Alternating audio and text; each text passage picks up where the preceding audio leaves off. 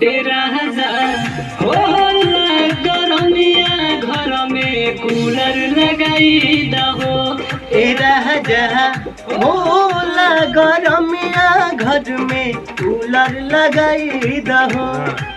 क्यों ना होला में बस खेला है, होला में ही खेला है। होला गरमिया घर में घर में कूलर लगाई दहो। आओ बस हो जाए। गर्दा में आओ, गर्दा में घर में कूलर लगाई दहो।